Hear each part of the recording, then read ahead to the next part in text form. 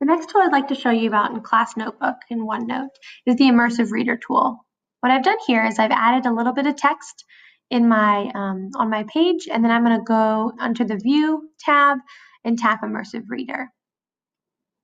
In this scenario, if I were to press play, you would then hear the computer read through this information to me. I'm not going to do that since I'm going through the process, but that would be just press play. I want to show you a couple of different really cool options that you have in Immersive Reader in addition to it just reading the text to you. So if you click in the top right-hand corner to text preferences, you can change the font size, make it really large if you'd like to. I have increased spacing on automatically.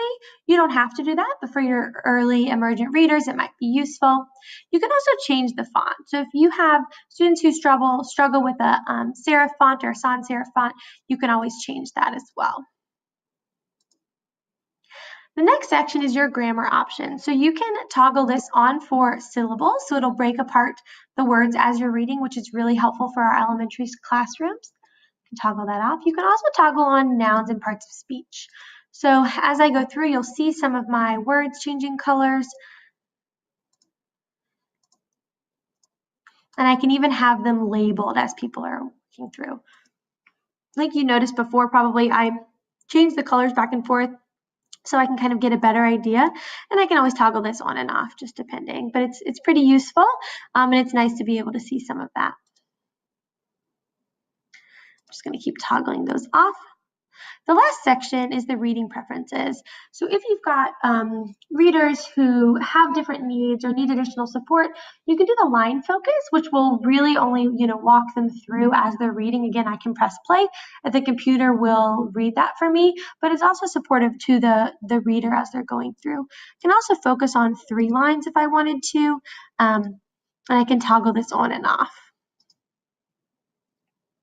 Also, if there were notebooks, a lot of times it'll show the image. So right here, that was my picture, a class. It shows a picture of a class. It's got a picture of an app. So this is my picture dictionary that I had turned on right there. It won't necessarily show up for every word, but if you tap on a word, you can also then listen to it as well. So if they weren't sure of it and they didn't understand from the images, they could also tap on it and then hear it if they were reading it to themselves. The next section is you can also choose to translate this information into another language.